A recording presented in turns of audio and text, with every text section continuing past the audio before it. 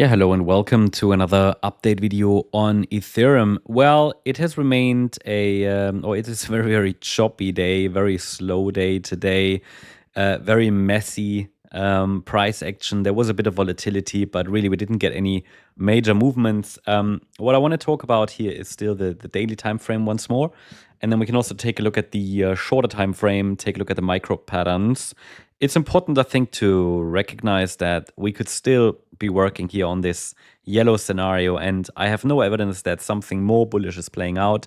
The market has not been able to break out of this price channel to the upside, and as you can see, the yellow scenario still suggests one more low is possible, and actually that is still the preferred interpretation, as it is on the Bitcoin chart as well. So I cannot repeat it often enough. One more low remains currently the main thesis. I mean, things can change. Nothing is carved in stone. You know that.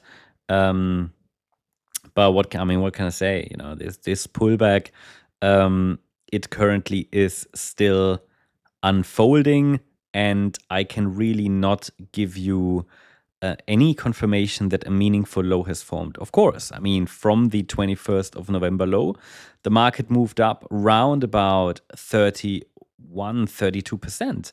That's a decent move, but it needs to have the right structure as well. The move to the upside is a three-wave pattern, so it's a corrective bounce. It is not a confirmation for an upside reversal. That's the thing, right?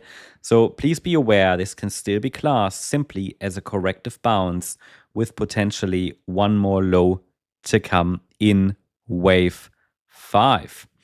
I think it's important to understand that the market is testing the upper boundary line of the channel, which of course is acting as resistance. And you see here, we haven't been able to break above it, at least not decisively.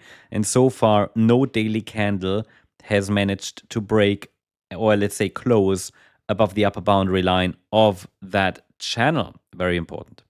So let's take a look at the shorter time frame as well. This is what most people will be interested in.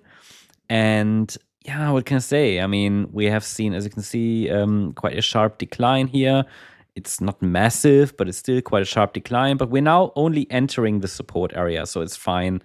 It's precisely what we talked about earlier today, that the wave 4 could be unfolding. This internal fourth wave I'm talking about. And below $3,157, I will start to assume that we have a top in circle wave 4. What is circle wave 4? I just showed you on the daily. Overall, it is seen as a W, X, Y structure. And the Y wave is an A, B, C. And so that is exactly how I label this move to the upside. Yeah, is a complex WXY structure, and the Y wave, as I said, would be an ABC, and then the C wave should be 5 waves. It should be 5 waves, and here we have wave 1, wave 2, wave 3, wave 4, and we can get one more high in wave 5. That gives me a clear ABC structure to the upside, which then completes an overall corrective pattern. We might see one more low. We might see one more high before we form a top there. That one more high is not technically needed, I have to say. It's not technically needed. We don't need one more high. That's very, very important to highlight as well, yeah.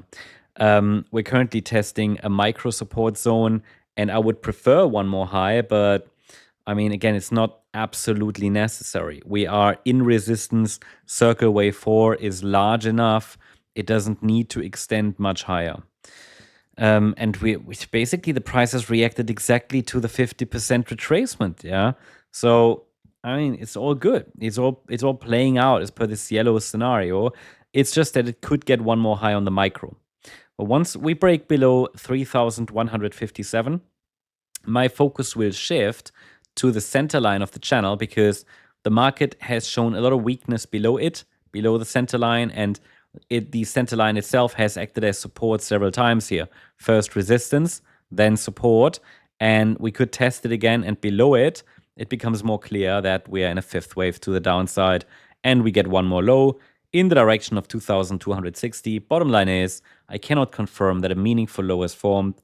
The market is still under pressure. We haven't got any evidence that a meaningful low is in. Yeah. So we've simply moved from the lower boundary line of the channel to the upper boundary line over the last few weeks. Yeah? That was expected. But that means also that we're likely getting close to the end of this larger bounce. And it's been choppy. It's been a bumpy ride.